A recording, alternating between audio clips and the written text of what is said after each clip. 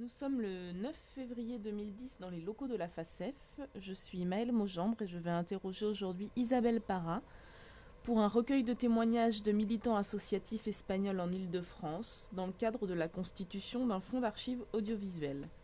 Alors Madame Parra, je vais commencer par vous demander de vous présenter en me donnant votre nom, prénom, lieu et date de naissance, s'il vous plaît. Alors, je m'appelle Isabelle Abad Fresno, nom d'épouse Para. Date de naissance le 21 septembre 47. Et née à Guadalajara, Espagne. Et voilà.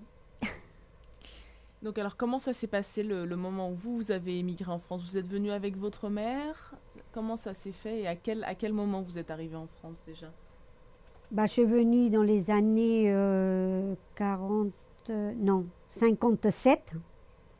En mai 57, je suis venue avec ma mère. Et je suis restée avec ma sœur jusqu'à que, jusqu'à que je me suis, pas jusqu'à que je me suis mariée, puisque ma sœur il a décédé avant. Et je suis restée avec mes neveux, mes deux neveux, et les élever. Et puis après, je me suis mariée. J'ai mes enfants, deux garçons, et puis j'ai fait la vie ici et je suis là. Alors racontez-moi justement votre implication dans cette association. Qu'est-ce qui vous a donné envie finalement? Comment vous les avez connus et qu'est-ce qui vous a donné envie à un moment d'y participer vraiment en tant qu'adhérente? Euh, Envie, c'était pour nous trouver entre nous, les Espagnols. Moi, je trouve que c'est nécessaire, vu qu'on est hors de notre Espagne, pouvoir avoir un lien ensemble, pouvoir discuter des problèmes qu'il y a là-bas, parce qu'il y a là-bas comme ici, quoi. Mais je sais pas, notre association, c'est une association peut-être comme les autres, mais moi je trouve que c'est une association plutôt famille. Notre association, c'est un groupe des amis. Actuellement, on est arrivé à être 130. Il y en a beaucoup qui sont décédés. Il y en a beaucoup qui sont partis en Espagne quand ils ont pris la retraite. Et actuellement, on doit être 80 ou 90 à peu près. Et on est une famille, on est un groupe. Si on peut s'aider à un ou à l'autre, s'ils ont un problème de santé ou un problème de papier ou un problème de n'importe quoi, on est là pour les aider et pour faire le mieux, quoi. Alors pour moi, l'association, c'est plutôt une association, c'est une famille. Vous vous souvenez de la date à laquelle vous êtes rentrée dans l'association?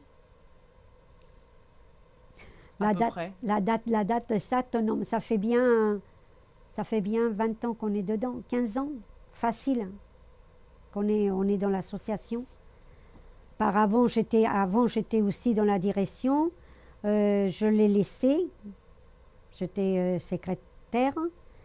Et bon, j'étais quelques années. Après, je l'ai laissé. Je continuais à être dedans, mais sans à être dans la direction. Et là, je suis revenue parce que il y en a beaucoup qui sont décédés. Il y en a beaucoup qui sont à la retraite, mais qui ne veulent pas prendre des responsabilités. Et là, il y avait pratiquement personne. Enfin, pratiquement, il y en avait, mais je me suis décidée de rentrer dans la direction. Lorsque vous êtes rentrée dans l'association avec votre mari, quelles activités étaient proposées à l'époque? Des activités dans l'association. Oui. Des activités, déjà, l'association au départ, c'est culturel surtout. Mais on fait des sorties, on tâche de faire des sorties vers Paris. Moi, je pense que l'association, c'est si on a un ennui, un ami, un camarade, comme tu veux, s'il a un problème, si on peut l'aider à le ressourdre, si on peut l'aider à aller en avant et faire, lui donner un coup de main à le faire. Pour moi, c'est ça. C'est l'association, c'est pour aider les autres, si tu veux. Il y en a des gens, malheureusement, qui sont, comme je disais, qui sont l'appui des personnes et qu'il faut qu'ils sortent et qu'ils viennent avoir les associations et qu'ils discutent avec et qu'on puisse les aider à ceux que, suivant les moyens qu'on a, bien sûr, les aider à les aider, quoi. Et puis se voir, se réunir entre nous, c'est nécessaire, cette contact entre nous Espagnols, il faut qu'on la garde et qu'on la mène en avant, quoi, parce que c'est malheureux. Moi, je me verrais très mal en restant chez moi, en disant bon, je reste chez moi et je ne m'occupe pas des personnes. Je suis chez moi avec mon mari et puis voilà. Non, moi, il faut que je sorte, il faut que je vois des gens, que je parle. Et c'est surtout, s'il faut que je donne un coup de main, c'est avec grand plaisir que je le ferai et que je le fais. Surtout pour des personnes qui ne peuvent pas, qui sont... des fois, je pense et je dis ces femmes et ces hommes qui sont dans un coin tout seuls, qui ne peuvent pas...